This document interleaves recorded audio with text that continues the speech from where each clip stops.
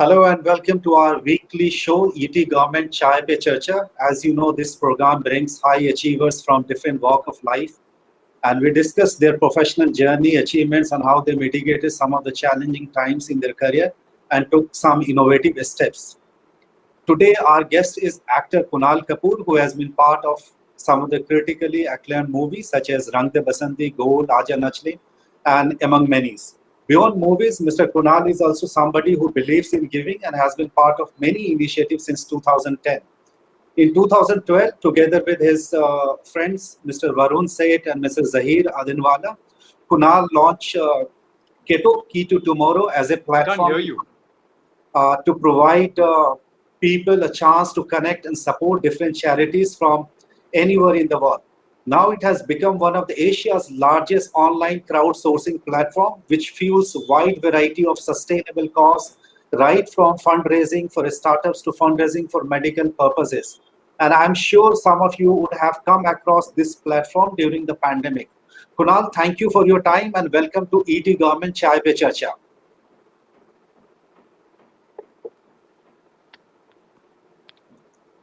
Kunal, can you hear us?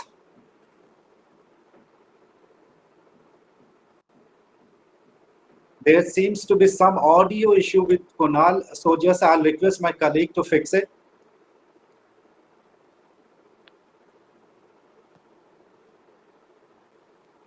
So during the discussion, what we are going to focus on as to how we'll be focusing on the Kunal's journey as an actor, some of the work that he has done within Bollywood, and in 2012 he decided to set up a company especially focusing on the crowdsource. So we'll focus on that, why actually he set up that company, what kind of initiative has gone into it, and what really inspired him to be an entrepreneur. We'll also try to focus on his views on how actually, the platform, this agile and scalable platform could be taken to the rural areas. Also his views on scope of crowdfunding for rural cities. So all those things we'll be discussing for about an hour. Kunal, can you hear us? I can now. Can you hear me? So, yes. So thank you so much for your time and welcome to ETGovernment Chai Pe Charcha. Thank you. Let me begin by asking you, you are a commerce graduate, you work in the corporate world for some time, and then you became an actor. And I'm sure being an actor is not a one-day job. Suddenly somebody was doing a corporate work and decided to be an actor. A lot of preparation goes into it. So what really inspired you to be an actor? If you could share something around that. So, I started off by working in the stock market. I worked in the stock market for about a year as a sub-broker, after which I also worked with my father in his construction business. And I'd also started an export business, which I, at that point, thought was very interesting. So I tried and dabbled in multiple businesses, and honestly, I couldn't find anything that I was particularly interested in. And coincidentally, one day I got a call from a friend of mine who was working for a production house, and she said, "Do you still have long hair?" So I said, "Yes, I do." So she said, "Why don't you come in and make some extra money? And we're looking for somebody that has long hair for an advertisement." Right. So I went in and I got the ad, and I went on a studio floor, and I felt like this is something that I really want to do. This seems like a lot of fun, and it's creative, and this is probably or possibly what I've been looking for. Right. And I then chased Rakesh Mehra, who at that point was the director of the ad, to give me a job as a production assistant. So I started working as a production assistant in advertising with him, after which I became an assistant director on a film that he was directing, which was called Lux. And during the making of the film, I think I had decided that, I wanted to be an actor because honestly, I was spending more time in front of the camera than behind. I was standing in for the other actors. I was reading their lines. If a junior artist didn't turn up, it was me that was running around at the back. So I realized that acting is what I want to do, and I ended up in Delhi to work with this really legendary theatre director called Barry John. Right. He was somebody that Manoj Bajpayee had recommended and said, "You must go and meet him." So I went and met him. And I stayed on in Delhi for 6 months and worked with him for 6 months. And then I came back here and I had a chance. I got very lucky to work with Nasruddin Shah and his group Motley. Right. And in the meanwhile, I signed my first film, which was Meenakshi, with Hussain Saab and Tabu. Right. So that's how it happened. Right. But I think meeting with John and working with Nasruddin Shah would have been more than having a long hair, right? So how actually they inspired you? Well, you know what was amazing about whether it's Nasir Bhai, whether it's working with somebody like Amir, Right. whether it's working with somebody like as an assistant and watching Mr. Bachchan and watching Manoj Bajpayee act. What's amazing is that you realize that great work is not a result of an accident. Right. There's a lot of hard work that goes into it. I mean, I remember when I was working with Nasir Bhai, he was doing this play called The Prophet, which is Khalil Gibran's book. And he would rehearse for 4-5 hours every day. Right. And this is an actor that's been acting for 40 years. Mm-hmm. Every day he'd turn up at rehearsals for months and rehearse for 4 or 5 hours. And even with Mr. Bachchan and Manoj Bajpayee and Amir, you see the amount of work that they put into it, the amount of rehearsals that go into it. Makes you realize that, like I'm saying, success is not an accident. You've got to really Right. sort of work hard for it. And a great performance is not something where you just turn up on the set and you're like, okay, I'm a good actor and I'm going to make this, very easy for me to do, and I'm going to just turn up and do this. It's a result of a lot of work that goes into it. Right. When you look at today's movie, especially after the proliferation of OTP, I mean, a lot of innovation has happened, not only in terms of the delivery of the movie, but also in terms of the acting, the kind of quality that has come in last 4 or 5 years. Do you see any change in terms of what people used to do possibly a decade ago? Oh, you change. You change in terms of the stories that are being told. You change in terms of the approach to the stories. I think we live in a world where our audiences are exposed to so much world cinema and content from across the world. So you really have to, it's not like they'll buy anything that you sell them anymore. Right. They're watching quality stuff from across the world. And if you want to engage them, you have to put out quality stuff as well. So I think the stories, the quality of the production, the direction, everything has changed dramatically, I think. The other thing that has happened, which I think is very, very interesting, is that, up until like even 15, 20 years back, I feel we were an aspirational nation. Right. We wanted to be a lot like the West. So a lot of our stories were these aspirational stories that Right. reached out to NRI audiences, and everyone was wearing branded clothes and Absolutely. were in these foreign locations. Those were the sort of stories that we were telling.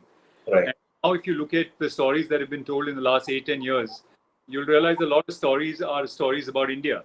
Absolutely. Coming from Lucknow, Kanpur, all those places. Correct. Small towns, small cities, the heartland of India, stories from there. Because I feel like as a country now, we are evolving into a place where we're more interested in where we come from and what we are about. Audiences want to see these stories as well. So we're not interested in those aspirational Right. dancing in Switzerland anymore. You know what I mean? It's more about what are we about, and I think that for me as an actor is very exciting to see. Right.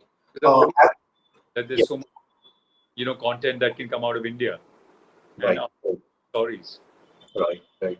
Many a times you want to be as an actor or possibly even as a journalist. If some good stories are there, you want to be the author of that story. So as an actor, there are at times highly engaging movie and you want to be part of that movie. In recent year, have you come across any work, any character which you felt that possibly you could have been part of that and you would have loved to actually play any of those characters? Yeah, quite a few of them actually. The couple of movies that I really enjoyed in the recent past have been Andhadhun and Badhai Ho. Right. Films that I really enjoyed. Actually, been a lot of great content that has come out in the last couple of years. Right. Bajirao Mastani, I thought Ranveer was absolutely amazing.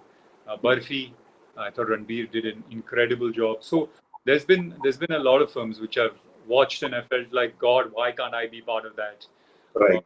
Love to be part of that sort of story, or come up with, be part of the, have a chance to portray that sort of character. So lots of films actually. Right. I was just going through one of your interview, and there was something mentioned about you know uh, uh, portraying a character of Jesus. By could you tell something about that? What it is and how actually those notions came in the mind? No, I have not been approached to play a character of Jesus. I was actually years back by uh, a really famous cinematographer. He wanted to make a film on Jesus, and this was like about 15 years back. He had approached me, but I think this whole Jesus and my sort of correlation came from the fact that I think there's an artist that has recreated uh, using AI. He's recreated what he thought Jesus would have looked like actually, and a lot of people online think that that happens to look like me. So there were all these tweets and there were all these like messages saying that, my God, that looks exactly like Kunal Kapoor. Anyone ever come on Jesus?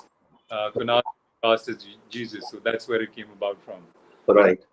Now I'll move to the other part of your life, which is being an entrepreneur.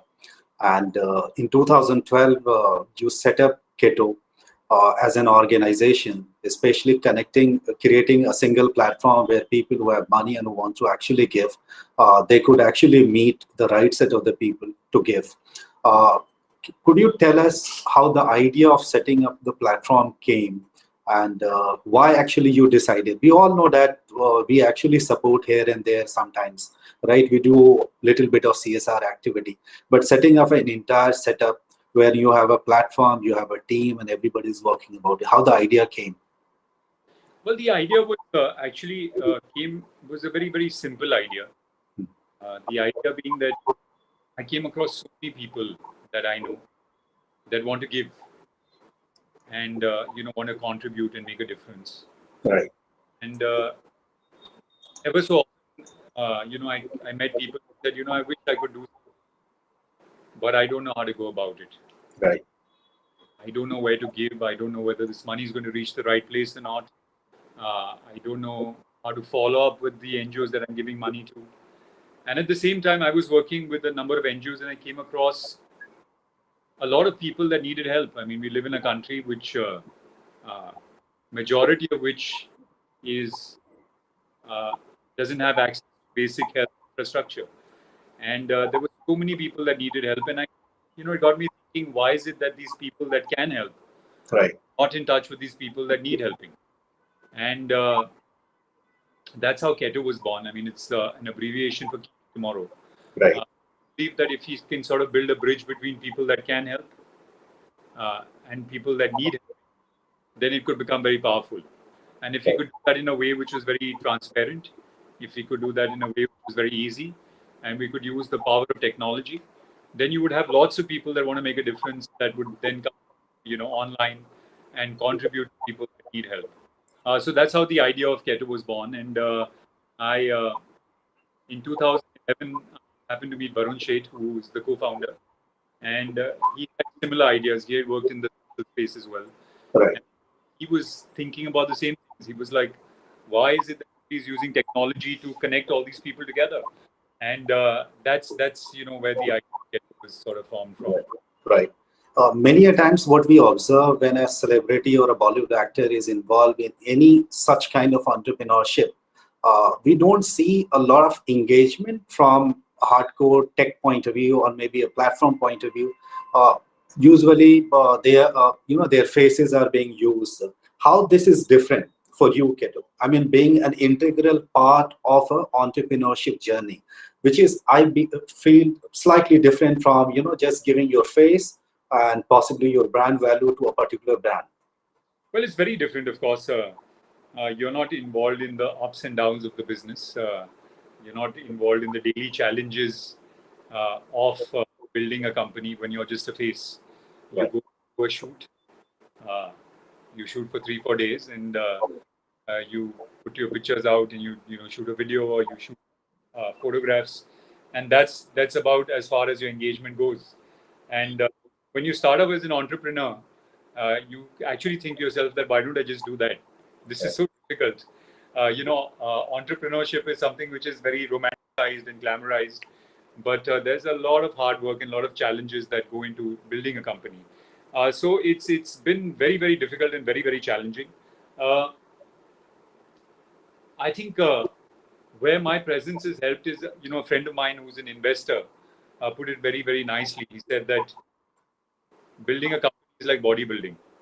You have to go to the gym every day. You have to make sure diet is right. You have to work very hard to make sure that your body is growing, the company is growing. But having an entrepreneur, having a co-founder that's an actor, is like bodybuilding with steroids. Right.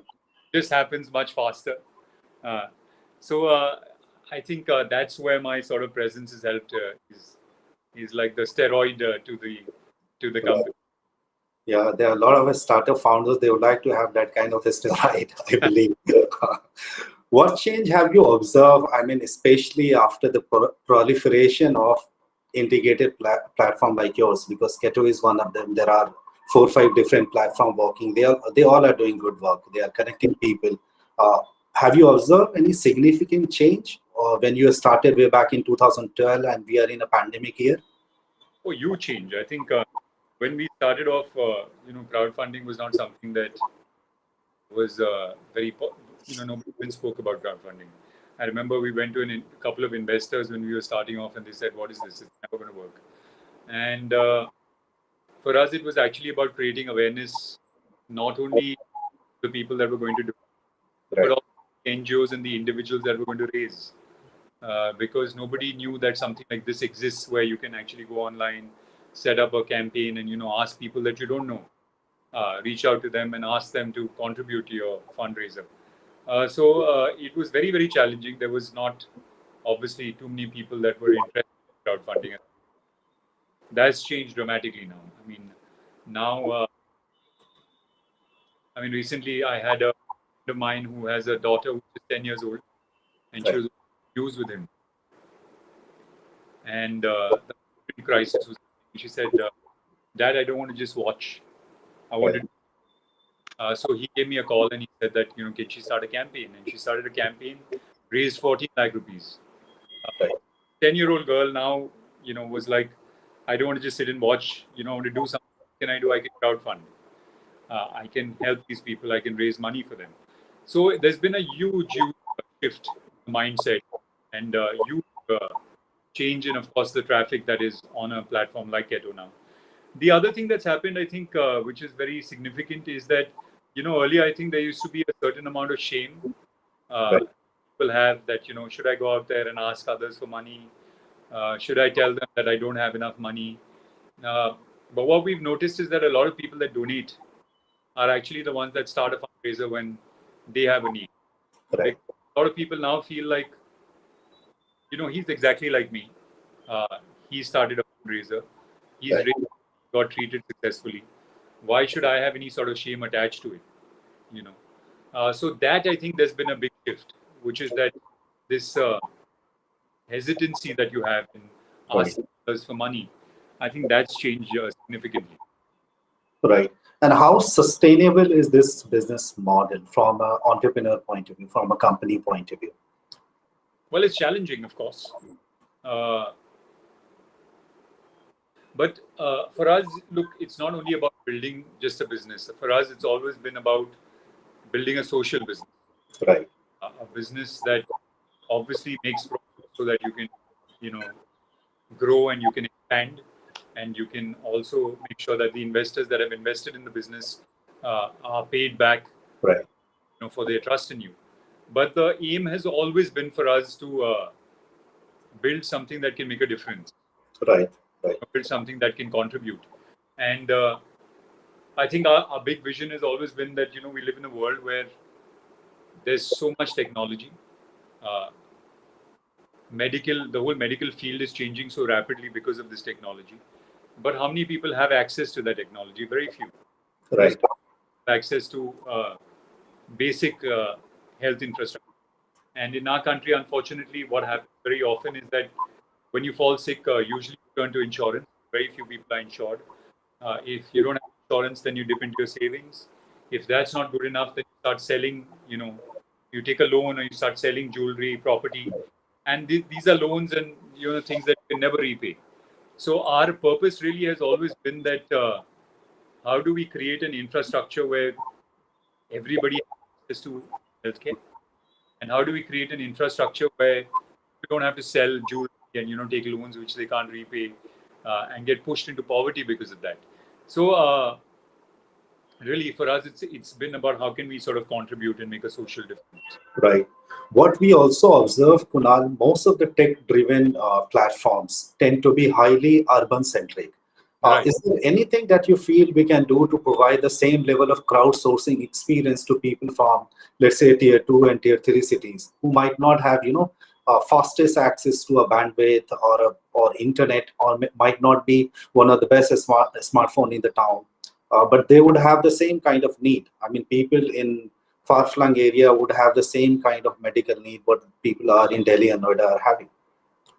Absolutely. I mean, that is what we are aiming to do now. That we are reaching out. We are hiring people in tier 2 and tier 3, building a lot of partnerships with hospitals, NGOs. We are also engaging enough people so that we can create awareness that something like this exists. So we are what we did 7-8 years back in the cities and urban centers is what we're doing now in the tier 2, tier 3 cities, and eventually in the rural areas as well. Because, like you said, the need there is probably even more than the need here. Right. And I feel like if we are not serving those people, tier 2, tier 3 cities and the rural areas, really not fulfilling the vision that we set out with. So that really is the next step, and that's something that we've already started a lot of work on. Right. See, we interact with, since we are ET government, so we interact with a lot of government officers, and when we talk to the private companies, we come across, many a times the policy decisions are one of the bigger hindrances for the growth. So I'd like to understand from you, from a policy point of view, is there anything that you are looking from the government in terms of ease of regulation or maybe a policy support that can actually help you or possibly catalyze the kind of work that you are doing across the country? Yeah, I mean, look, crowdfunding is sort of nascent stage in this country, and there are a few players. It's growing very, very fast, but it's still a smaller industry compared to the other industries. I think what would be what's very important for us is that the government comes out with some sort of regulations around crowdfunding, so that there's no gray areas. Because I mean, I think as a crowdfunding platform, you want to make sure that you're following all the rules that are laid down by the government and by the agencies. And for that, I think it's very important that all of us have clarity. And Right. there's enough regulations in place which says that this is what you can do and this is what you can't do. So I think is very important. Like I said, even though it's a smaller industry compared to the other industries, it's growing very rapidly now. And I that there's enough regulations that are put in place, which will make it easy for each and every one of us, actually. Right. I'll go back to your previous answer where you were mentioning about the rural areas. Yeah. And just setting up team and possibly need in the rural area is comparatively higher than what we would have in the urban areas. So what is your assessment of the scope of crowdfunding in rural cities? Have you done any study? Do you have any idea what kind of demand could be there and how actually we can help them? Look, actually, like I've been saying, is that in a country like India, there is lack of demand, right?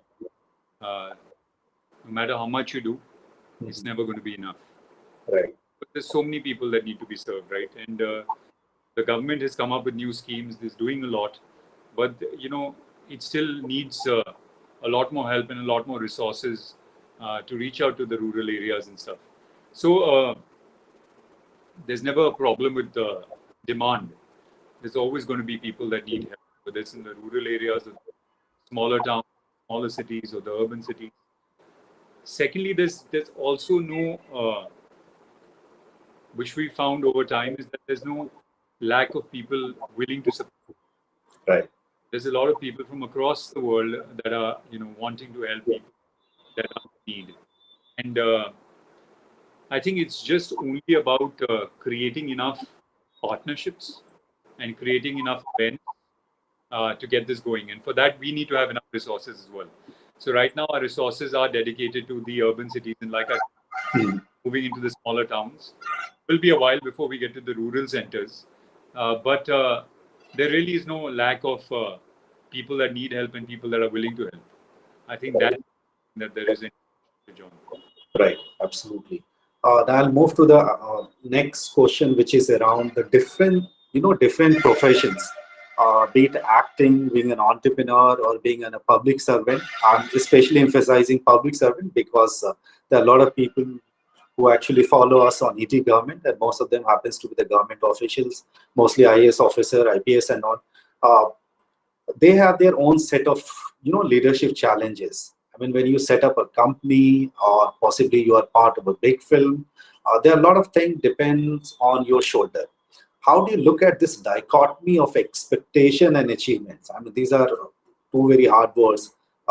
Have you come across anything wherein there are a lot of expectation from you, or you are under pressure to deliver? Well, unfortunately or fortunately, I've chosen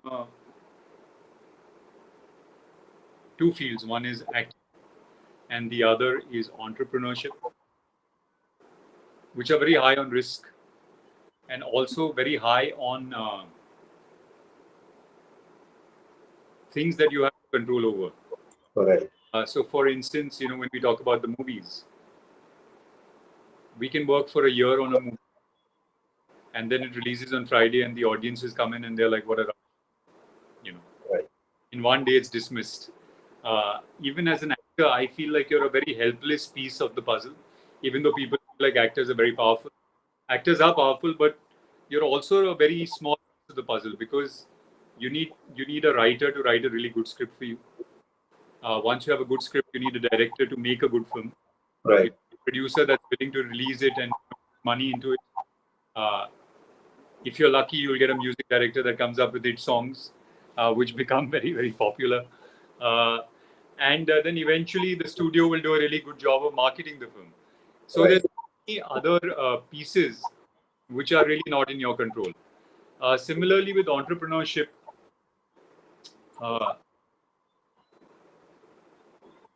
there's a lot of things that really are beyond anyone's control. Is your industry going to do well or not? Are Right. people willing to invest in this sort of industry or not? Is your idea too early or too late? Is your idea good enough or not good enough? So, there's so many permutations and combinations that really you have no control over. So I think what you really have to do is just put your head down and keep working and not think about the expectations. The thing that you can do actually as an actor and as an entrepreneur, which I think are very similar, is be very open to audience feedback. Because like I'm saying, you might think you made a great film and then the audience might be like, what is this rubbish? And Right. the audience doesn't get what I'm trying to do. Or you can be like, okay, why is the audience not getting what I'm trying to do? Or have I not done a good enough job? And take that feedback. Similarly, as an entrepreneur, you can create something and, people are not interested in it. And you can be like, I've created something that's so amazing, but, what's wrong with the people that they're not interested in it?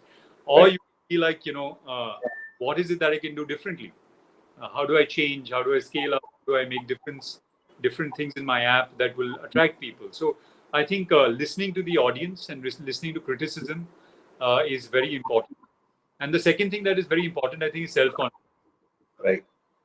I remember, when we were starting off, there was this one gentleman that we went to meet, and he's a really famous investor. And he said, what are you doing? You're an actor, do something in e-commerce, because that commerce was very hot. And he said, why don't you start something like that? Or, do something which is far more popular. Why Right. dabbling in this? And he said, I don't think this is going to work in India. And I said, thank you so much, sir, for your time and all that. And I was leaving. And he said, look, I want to tell you something, that what I found as an investor is it's not important whether I believe in your idea or not. What's important is that you believe in your idea. Because if you believe in your idea, then maybe 6 years or 7 years later, I'll look back and I'll say, should have believed in his idea then. Right. Sure enough, 6 years later, he invested in the company as well. So I think confidence that, what I'm doing is something that I really believe in is very important, whether you're an actor or an entrepreneur. Right. Could you share some of the anecdotal challenge for the first time when you were actually trying to raise funds for Ketto? What sort of thing you went through? I mean, there are a lot of people, a lot of startups would love to actually listen to those. Like from investors? Yes, absolutely. From the investor point of view. Well, it was very challenging because, like I said, there's this notion which I came across repeatedly, which is that Indians are not charitable. Which was a notion that we didn't believe in because we felt like we are very charitable, but we don't give through formalized channels. We give, help our staff, we help around us. There's religious giving, there's different kinds of giving charity that we engage in. But there was this mindset that Indians are not very charitable, which was a challenge. Secondly, even though this is just 2011, 12, which is just 10 years back, there were not so many people still interacting online. Right. There were people, of course, but there weren't, large sums of people like there are now, online channels to sort of transact. And the challenge was that, a lot of investors said that who's going to come online and, swipe their card or put their card details and give for a charity? Why will they not just go to an NGO offline and give there? So it was very difficult, and we had to keep putting our own money in to begin with. We actually started off with a small cabin in my co-founder's father's office. It was just the two of us when we started off. Slowly, CEO joined in, Zaheer. He came in at a very sort of minimal salary. And it was very, very difficult. The early days were very challenging because we were trying to create an ecosystem where an ecosystem didn't exist at all. Right. I think that was something that people didn't get. And also, usually, I think what happens with investors is that there's a hot favorite industry at any given point of time. Right. All the investors flock to that industry and look for all the companies in that industry to invest in. Crowdfunding was obviously not that industry. So these days, that industry is AI, machine learning, especially high-tech industry. So what really clicked for you for the first investment that you raised? What really clicked? I think, had started getting a lot of organic traffic. Right. There was one, I remember, particular campaign that we did. In fact, I went and shot that campaign as well, and did the music and did all that. It was for 4 athletes that were going for the Commonwealth Games and the Asian Games, and these were athletes who didn't have access to enough funds for training and equipment, and we ended up raising money for these athletes, and 2 of them actually went and won medals as well. So I think that was a campaign that got a lot of attention, and a lot of people put that out and spoke about how crowdfunding was helping these athletes. The second thing is that, like I'm saying, is that once we had the NGOs on board, first we had to convince the NGOs that there is an online way of raising money as opposed to the offline method. Once we had managed to convince some of the big NGOs and the other NGOs saw the results that these NGOs were getting, they started calling us and wanting to sign up as well. So there was a lot of organic traffic that came into Ketto, and I think by the time a couple of years later, when we reached out to investors again, our numbers had changed significantly. Right. I think that's where investors saw potential, and investors felt like these were also investors that wanted to make a social difference as well. Right. Not only looking at Ketto as a business investment, but were also investing in socially driven businesses. So I think when they saw an interest in the platform, there was a shift in the mindset. Right. But when we analyze the kind of transaction that is happening on most of the integrated platform, be it Mila, be it Ketto and all, these are hardcore, people driven. We don't see the same number when it comes to the enterprise or large corporate actually giving.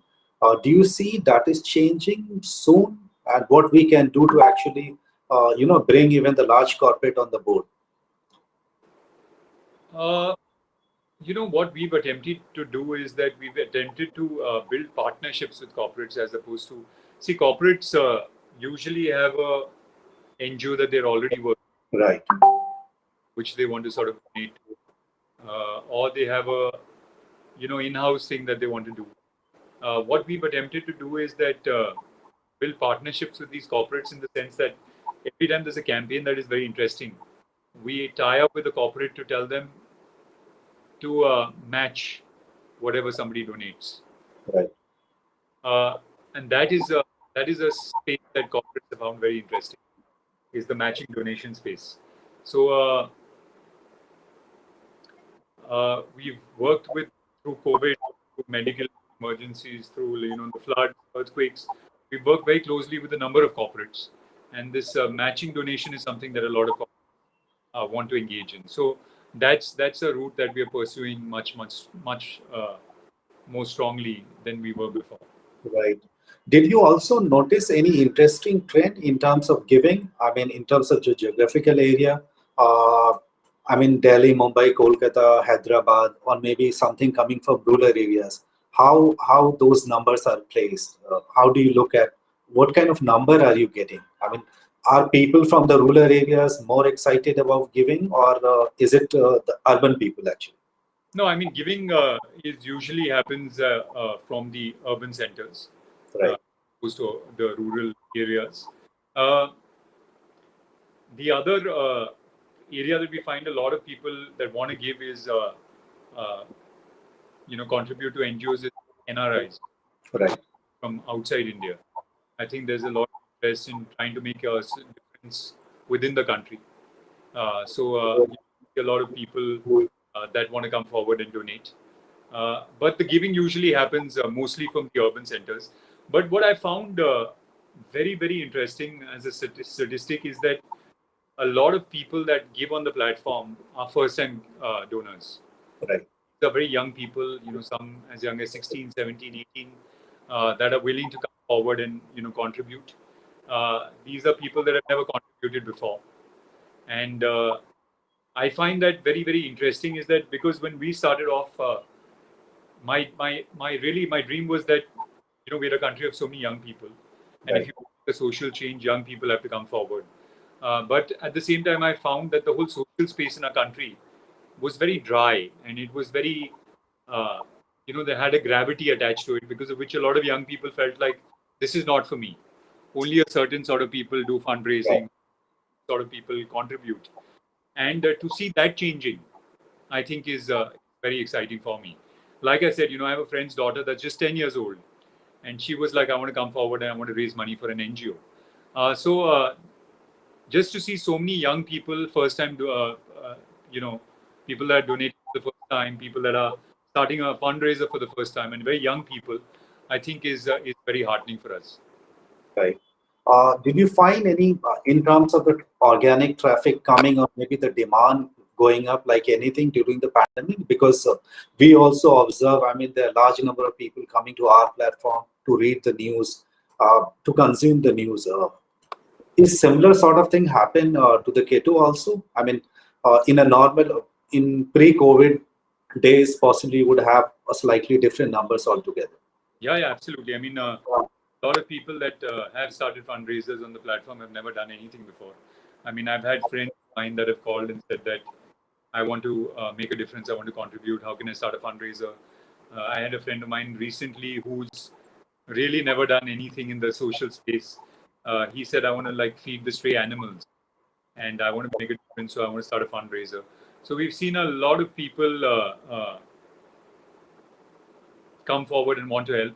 And I think this comes from a feeling of, we're sitting at home right now. Right.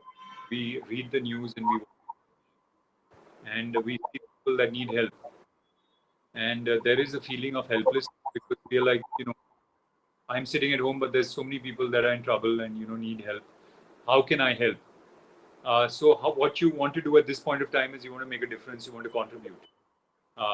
It not only helps you help somebody else, it also helps you feel better.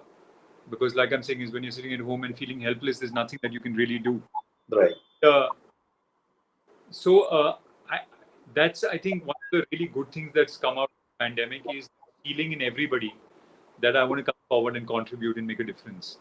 And I hope that is a feeling that continues even after this pandemic is over, is Right. how can we make a difference and how I as an individual can help. I hope that is something that sustains. The other thing that I've found during the pandemic is I've actually realized the power of crowdfunding. Right. Because if this had happened 6-7 years ago when crowdfunding was not so popular, I would have wanted to make a difference sitting at home, but it would have not been because I would not have the means or the avenue. Right. Have the intention, but it's not like I could step out and go, find an NGO to contribute to or start a fundraiser for. And just the fact that now you can go online and within a couple of hours start a fundraiser for something that you believe in, or you can go online in a couple of seconds, you can make a difference. I think really makes you realize the power of this, of technology in crowdfunding. Right. What happened, Kunal, with the government organization also, they have a lot of schemes and programs which is aimed at, providing the benefit to the people in far-flung areas, especially people from the lower strata of society who needs them. Have you ever applied your mind as to how we can make those programs possibly with the help of technology, with the help of the kind of platform that you have been able to create, such an agile and a scale one, to deliver in a more appropriate and efficient way? Have you ever thought about how actually this could be done? Any kind of relationship between private organization and government organization, and both of them working for the last mile beneficiary? Well, we had done something very interesting with the government of Maharashtra, Right. initiative called Milkar. Mm-hmm. Basically, what we found is that most of the NGOs and health workers were working in areas that were the star areas. What I mean by say Dharavi. Everybody felt like Dharavi needs help because there's so many people there, and people are going to need assistance. So a lot of NGOs were working there. A lot of people were donating to campaigns that were Dharavi specific. But then there were so many other areas that were underserved. So what we did is we tied up with the BMC and corporates and the NGOs, and the idea was to build a map of Mumbai. And the BMC would update every day which was the area in Mumbai that needed the most help. Right. So once you found out which was the area that needed the most help, it would go up on the app. And you as a person that was going to donate could then find NGOs that were working in that particular area. Right. And donate to that particular area. And then we had corporate partners that were matching those donations. So I found that a very sort of interesting way of bringing together the government, bringing together corporates, NGOs, and individuals, all of them to work together using technology. And that was an interesting pilot project for us. We are working on other ideas associated to that pilot project and hoping to come up with something soon. Right. You have already set up a platform which is doing amazing work, and you got organic traffic. All those things are in place. Is there something that you like to add and possibly change within the platform?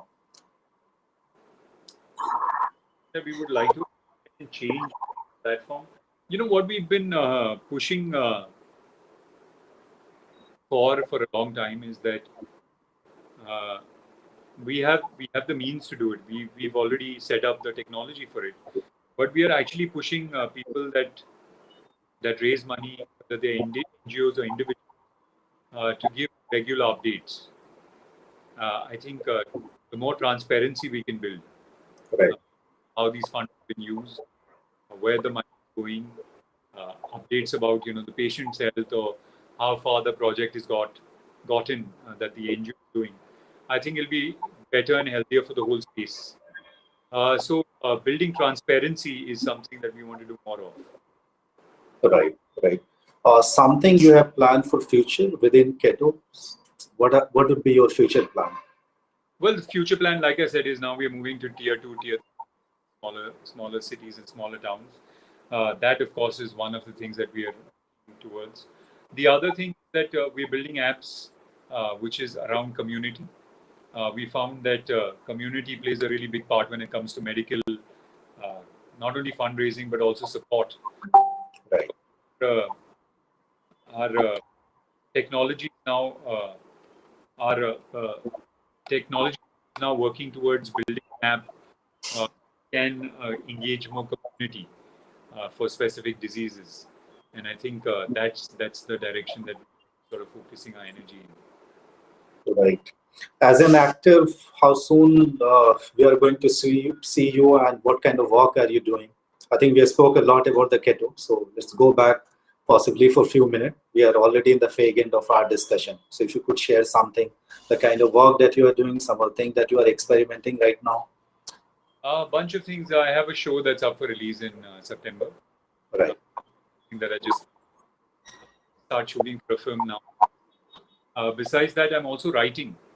I'm co-developing 4 scripts now. Okay. 3 of them I want to produce, 1 of them I want to act in. And next month I also shoot my first short film as a director. So on all fronts, I'm acting, producing, writing, and making my foray into direction as well. Right. Kunal, we have completely exhausted our time. Thank you so much for your time and sharing a lot of things about your career, Bollywood, about Ketto, some of the things that you have done with this platform, some very inspirational thought for startups as to how you raise the fund. Those things, all of those are going to be quite inspirational for our readers. Thank you so much. Thank you for your time. Thank you. Thanks so much. Thank you. Wonderful speaking to you. Thank you.